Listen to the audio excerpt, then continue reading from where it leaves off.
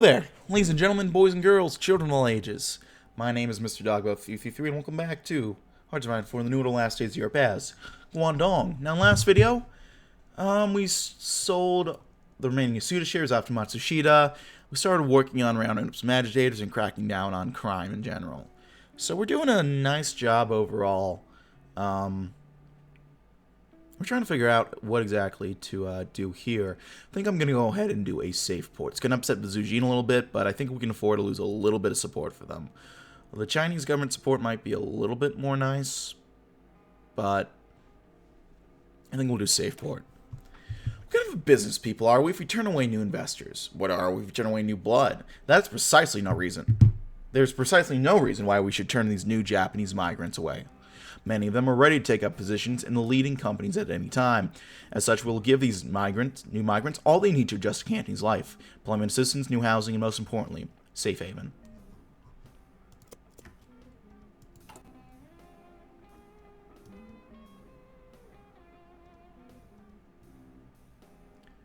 Got a little while more until the next product cycle. Fantastic news from the engineers and executives of Guangdong today, as new advancements in data storage technology have been announced for this fiscal years. These devices have storage sizes previously thought impossible, as well as high read and write speeds, allowing for fast transfers. These will surely provide prove massively beneficial for our economy. The professional work sector will continue to grow alongside it. They can fit how many sheets of paper? So we get extra product quality. Very nice. Extra political power as well. Also very nice. I will go ahead and crack down on petty corruption as well. Safe port. I will go ahead and request some political backing as well to get some political power. Do I want to do that with China? I don't know if I do.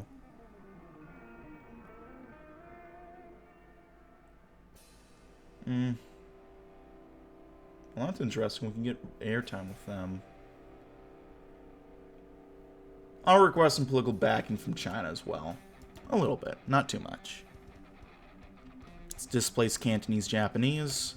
There's only so much space available for new managers or senior specialists amid this crisis. We're to fulfill our promise to Japanese. We must displace the existing ones wherever possible. This will affect the Zujin the most, for they are primarily demographic for middle management, but they reward while sacrifice in return for continued economic support.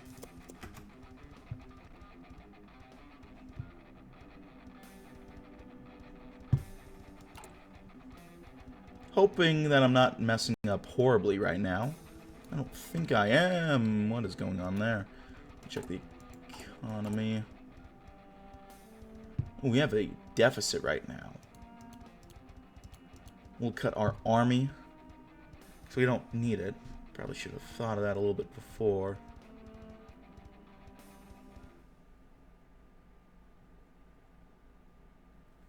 Could do a tax cut.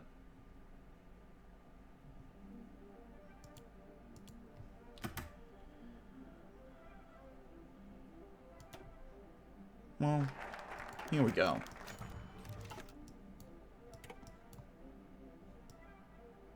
Baron Yasukawa was beyond elated by the call from the chief executive.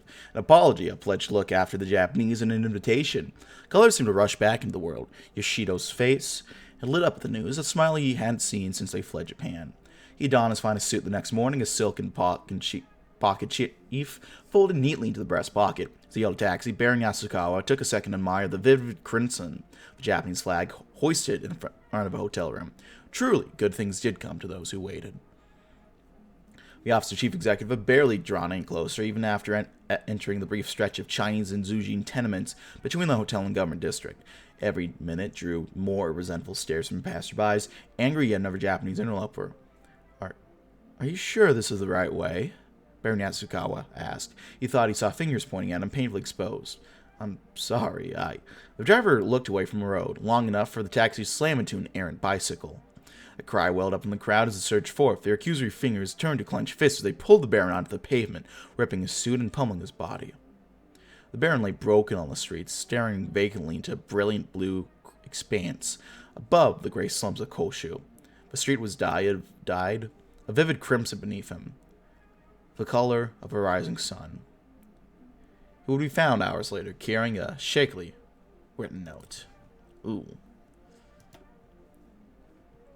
Weather the storm. Despite our doubts, despite the overwhelming strain on our law enforcement, everything worked out fine. The fate of our Japanese compatriots has been decided upon. Popular unrest has been quelled somewhat. We have stabilized the domestic situation enough for us to set up connections back up, brave the waters once more, and survive the raging maelstrom that barely weeks ago threatened to tear us asunder. A few more finishing touches, and Guangdong shall sail on. There we go.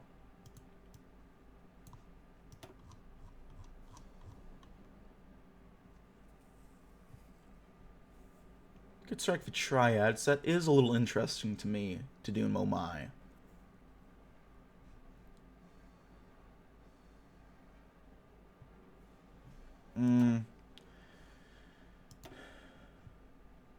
I think I will do it.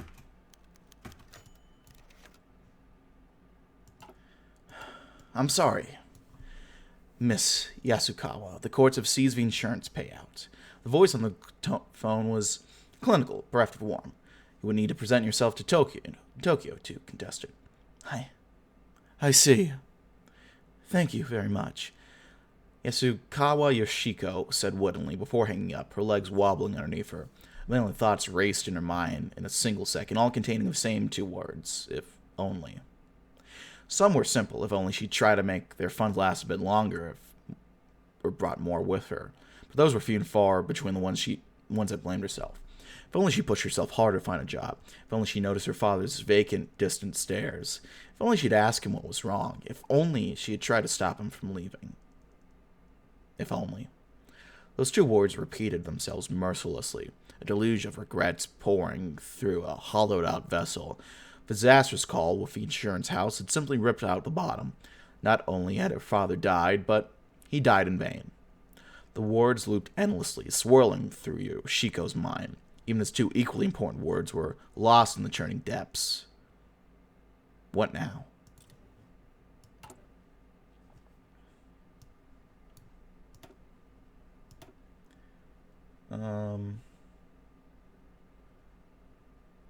Could reinforce the police here. That's command power and political power. And that's about it. Not even debt. I think it will do that. We're so close. We're so close from taking control.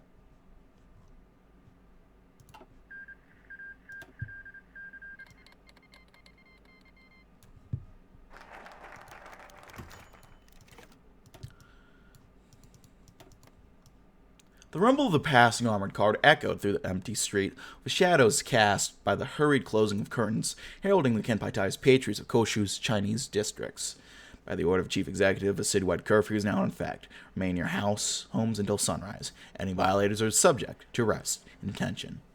Despite having to turn out the lights, Shun couldn't help but peer outside the bars of his window, spying the khaki-clad soldiers advancing up the streets, weapons lowered. But armed nonetheless, they'd fanned out across Koshu and Guangdong ever since they'd scattered the police protest in front of the government center with a fuselage of tear gas and a charge. They deployed in force, and Shun had made himself scarce as soon as the first few trucks had rumbled up beyond the police cordon. Nothing worse than being attacked by the Japanese soldiers was to disappear into their custody. And many had. The sheer number of the Kenpai presence had ended any other murmurs of dissent. Shun couldn't put his family at risk. The reinforced Japanese presence presented an additional, more prosaic problem. There were two checkpoints between the Lee family apartment and the Chun factory. He was assigned to a night shift for the next week. With the curfew, it would be impossible to make it, and whatever perverse gratitude Chun might have felt was balanced by the weight of the wages he missed, and the gnawing of his empty stomach. Even Free was behind bars.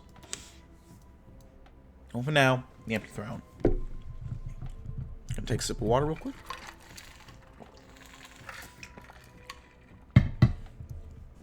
The companies and the Legislative Council have been the foundation of the government and economy of Guangdong ever since its conception, colossal pillars holding up the sky.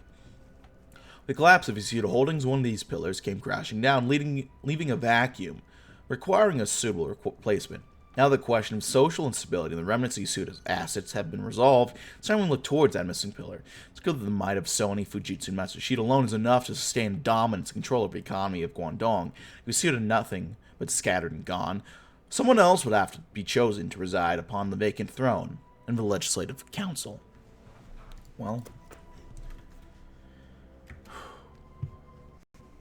who will fill the throne? That is the question. How's it going over here? Not too good for South Africa.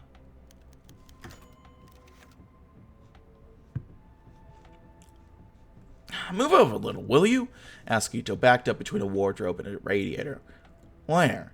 He says, his behind nearly sticking into the back wall. He rummaged his way through a small end table, chucking bags of powder onto the filthy bed as he went. What we were throwing that it's all evidence. If it's been in this room, it's already cross-contaminated. Not that we don't already know what it is. But where's it going? Where it's going is what we need to know. Kalinka, how are you, my friend? Welcome. Good seeing you. Yes, and hang on, can you just budge a little? Said Kawasaki to third officer, which commenced around 10 seconds of shifting around in a stream of muttered apologies from both men. Eventually, however, Kawasaki produced a grubby, leather-bound book amidst a pile of discarded food packaging and started to flip through. Really? That simple? Yes. Ledger, same address they gave us. Fishy. Why would they just give us the same information? Beats me. It can't be that easy. Keep digging.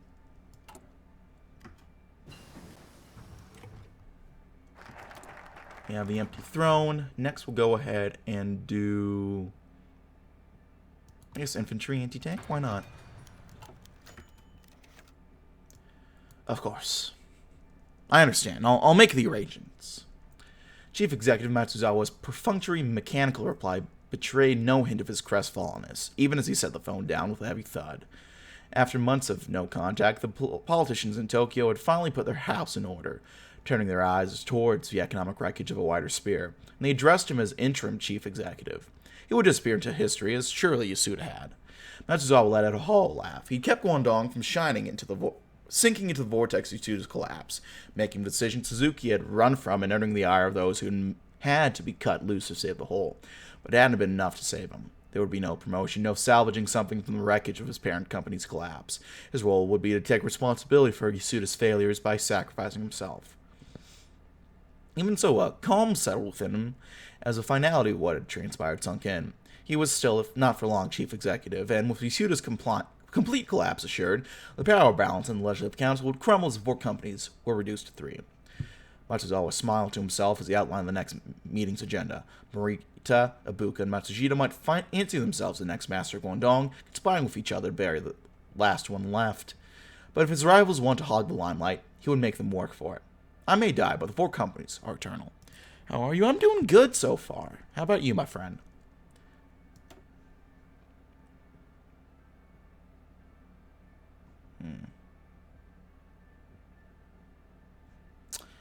I think I want to contact Cheong Kong. I mean, Hitachi, I think if I want to go the Hitachi route, I'd probably do this. But I want to contact Cheong Kong.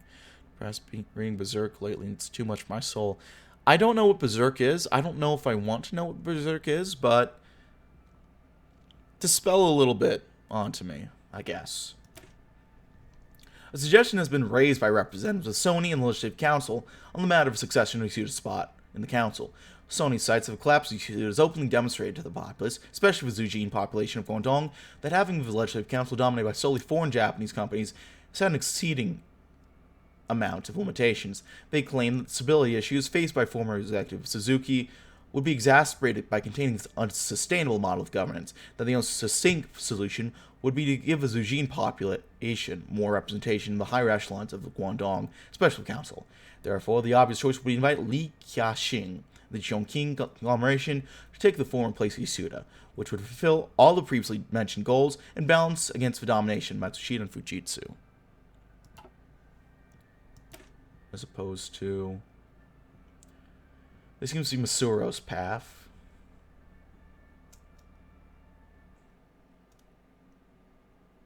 Okay, well, this is rough. It looks like... Well, I don't know if it's rough. It's not as cut and dry as I thought. This seems to help more of a Sony-dominated game. This seems to be more simpatico with a Matsushita. Kalinka, you played. What did you do? It's a very good manga and one of those influential dark fantasies out there. If you like Elden Ring, your Dark Souls game, you like Berserk. These games are heavily influenced by it. Okay. Alright. Interesting. Hitachi or Cheong Kong? My instinct was Cheong Kong at first. I called Hitachi, but the others still entered, so I don't know if it matters. I think it just depends how much power they get at the start.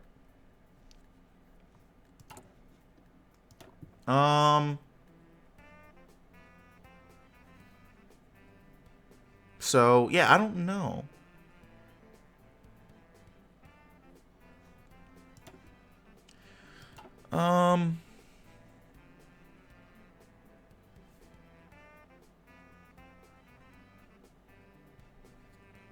No, I already read this one.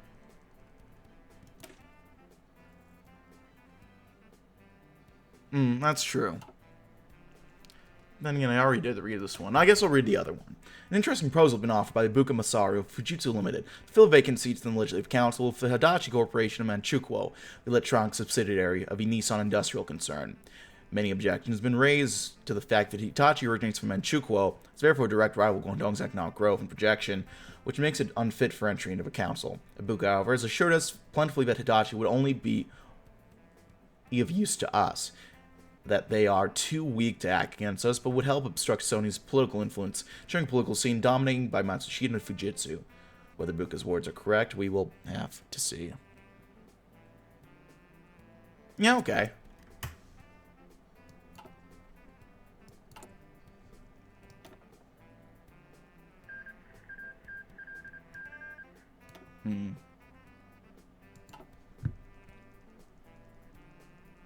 Mainly for RP reasons, are allied to Fujitsu. You cooperate with Matsushita. That makes sense.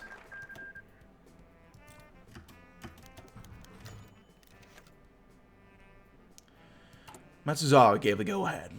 Hitachi will have its place in the Legislative Council, with the blunt, eerily disinterested voice of Masaru from the ebony speaker. Komai Kenichiro jolted upright in his leather sofa, the chilly morning wind of sinking, hissing briskly against his cheek. That was fast. I assume our most respectable chief executive has grown receptive to Nissan's presence. Or pliable, he mused, as he carefully rinsed his reply of any hint of surprise. You bet. He's desperate for anything and everything that keep markets and government afloat. Seems he isn't entirely averse to our outsiders' help after all. Ibuka's words drip with bile, to be expected from the hotness of an engineer. I do have to admit, however, that Hitachi's heavy industry commodities are a unique and fascinating breed. With Hitachi's forthcoming integration, I do expect those products to bring new miracles to the table. Consider me honored, then, to join you in Guangdong's prosperous ventures. Komai recited yet another perfunctory remark before nestling the speaker back inside the handle. Immediately, a smirk whisked across his lips. Backdrop of a smog-laden horizon in northeastern China outside. Pliable indeed. The uncultured brutes in the south had always been the most pliable, most prone to compromises and feebleness. All their pretentious talk of free market and self-sufficiency be damned. Their mangled response to Yasuda, its living proof. But pliability brings forth receptiveness and salvation. How else will those savages see at last the boons of unimpeded human labor, of an economy safe within the iron grip of the state, of the Manchukuo model that reigns and deserves to reign supreme for all eternity? Kamai stood to his feet and sped towards his suitcase. The next plane to Koshu it is. The 3 pearls of the south will be cleansed of rot, with his own 2 hands, for however long it takes. The Pan-Asian cause waits for no one. He's cursed by his former best friend, now demons haunt him every night while he seeks revenge. Okay, interesting. Guangdong in the back. Black. The collapse of Yasuda Holdings still ravaging the economy and society of Guangdong, Chief Executive Matsuzawa has done all he could to ensure the people in the state of Guangdong survive through these desperate times. As the assurances and worries of the past fade through the sands of time, everyone's eyes and focuses are centered towards one direction, the future. Now that it is completely certain that Yasuda has gone entirely defunct, Matsuzawa knows that the days where he is to remain in his position are very much numbered. His successor would likely be picked soon directly from Tokyo. In the final moments where Matsuzawa remained at the center of the limelight, he would leave his last mark on deciding the future of Guangdong, recommending a possible successor. Interesting.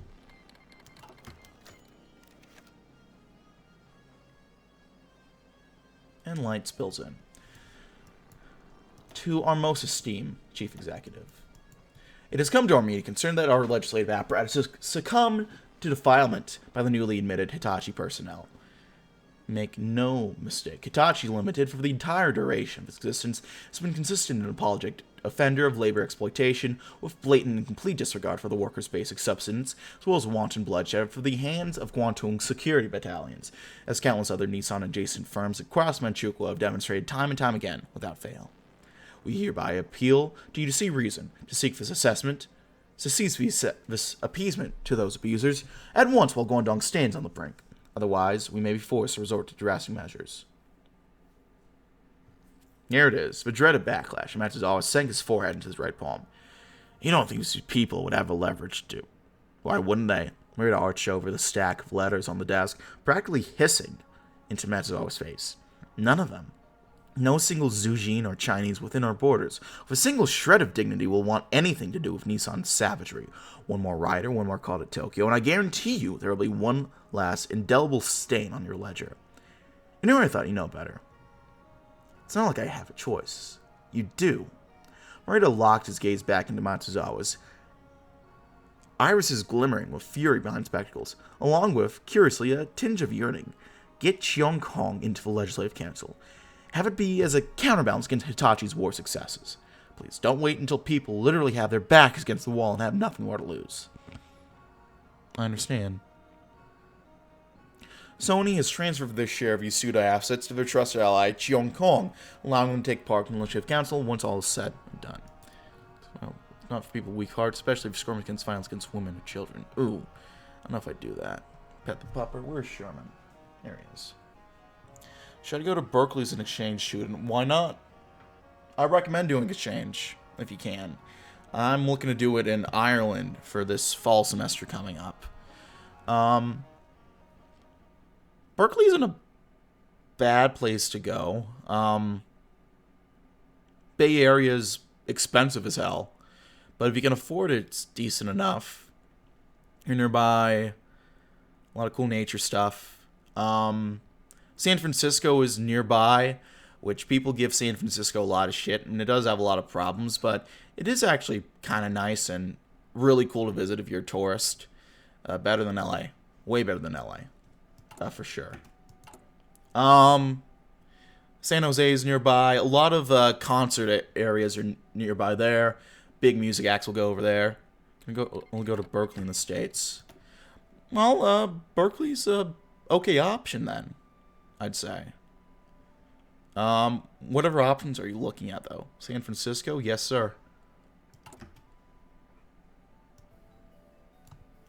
Corruption is back down to a not so bad degree.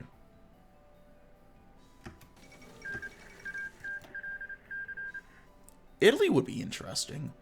But I know you already know English, so you'd be pretty well set up in Berkeley. You might have to learn some Spanish too, but I think that would work as well. National emergency concerning South Africa. Speak of the devil, South Africa. I'd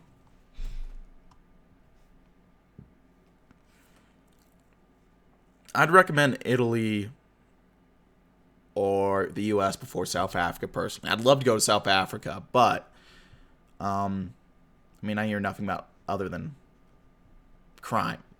Crime statistics coming out of there nowadays, so I'd be a little more cautious. Although that would be cool. I don't think you wouldn't have a bad option, I'd think.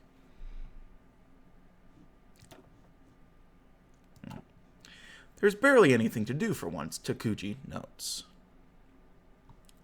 It seems everyone else in his office, even the objects inside, have taken note as well. Silence pervades his surroundings, not even the air that he breathes makes noise. A bit unsettling, he thinks, but no matter. Setting himself down on his chair, he reaches over for the lone papers in his mailbox. All from Lego, just memos notifying of the date of their meeting to choose a successor. Successor? Who would that be, Matsuzawa thinks to himself. It seems obvious enough to him. They'll pick from one of the 5 companies, he corrects his thought. But it seems obvious to everyone who will be picked out of the 5. Either Buka, Morita, or Matsushita will be the chief executive after him. He smiles, if ruefully. They already say men who helped his government together during this disaster. The phone rings, interrupting his musings. Lazily picking up, he recites the usual pleasantries expected of his position. The caller then tells him of his identity, edged with a sense of expectancy. Matsuzawa had been expecting this. The chief executive straightens immediately. Have we done enough? Have we saved ourselves?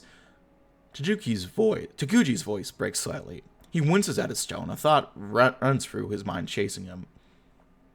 The man assures him that they have done what was necessary and all they could. Do not worry about your safety. I've arranged for it. He releases a sigh. He'll be fine. But at what cost to the people around you? A lone thought warms to the forefront. But think.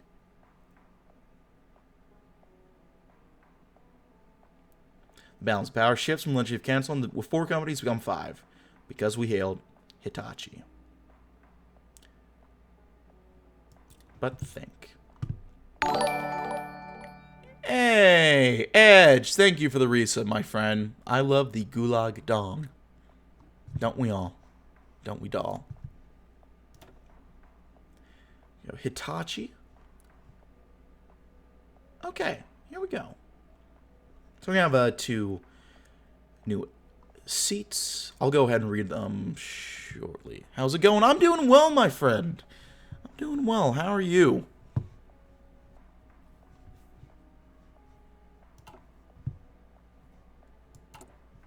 Strike at the Underworld? How long do we have until the product?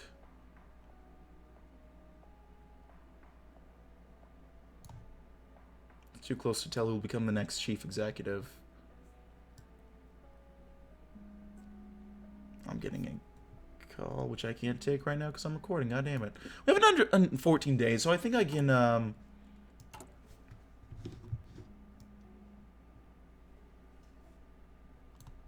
strike at the Underworld.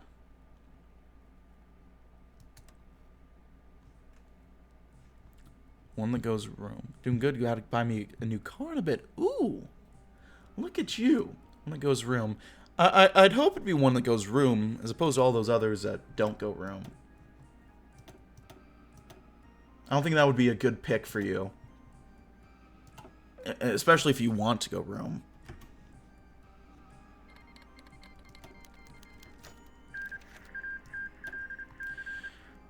The YS-11 cargo planes landed, one after another, an endless stream trickling onto the tarmac at Koshu Airport, forming a neat line in front of the cargo terminal. The orchid emblem of the Empire Manchuria was stenciled on their fuselages.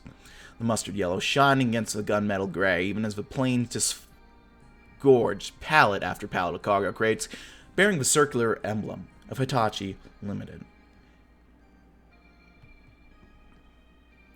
Along with crates came the Hitachi workmen, an army of Manchurian Chinese men scurrying meekly under the watchful eye of the Japanese taskmasters. They efficiently loaded the cargo onto the waiting trucks, even as native posters and stevedores of Koshu watched guardedly from the shade of a terminal building.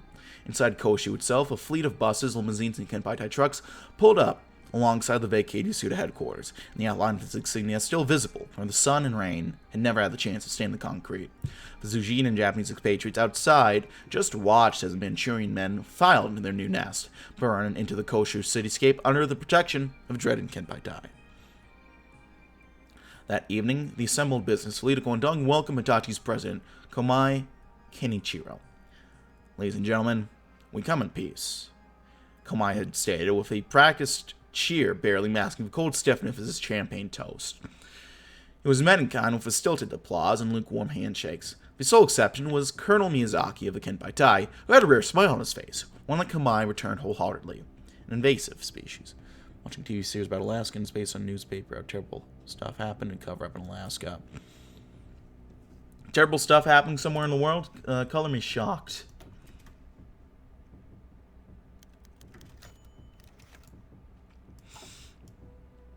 As the chaos and misery of the aftermath of the Yasuda crisis began to subside, factories began to open as the co-prosperity spheres, economy began to restabilize.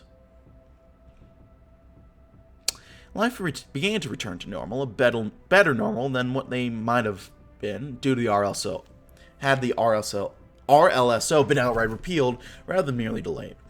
So as things improved, the day-by-day rhythm went back to normal of the pre-Yasuda times for countless families. The Lee family was a textbook example of this return. As Lee Chun returned to work, he reflected on the state of affairs his family was going through. Fortunately, they had managed to send both HoI and HoI back to school. And get back to working themselves. It was probably one of the bigger positives in a life where there weren't many of those to be found. Morale in the family was decent. Jun's father and mother smiled slightly more frequently than usual, with their widest smiles reserved for when they were proud of their children and trying to comfort them. HoI and HoI went back to studying. HoI in particular was beginning to get bored of the curriculum after the joy that came from being able to go back to school wore off. Jun feared that not much could be done after that. Despite the improvements Jun remembered, they were still the vicissitudes of daily life in that hellhole that was Guangdong. Backbreaking work, abusive overseers, a dead-end life, the whole lot. This was not a way to live well, but there was not much Jun could do about it. He and his family would have to troop on, so they did, finding solace in one another along the way. Back on the grind. And speaking of grind, we have to grind to a halt right here. So for all the YouTube people, thanks for always watching. Like if you like, just like if you didn't. If you have comments, feedback, concern, leave in the comment section below. I read all comments and appreciate any feedback you might have for me. Check if there's links down in the description box below. Leave in comments down in the comment section below if you have any. And yeah, that's it for now, my friends. My name has been Mr. Dogba333. Thank you for watching. See you guys next time. Bye-bye.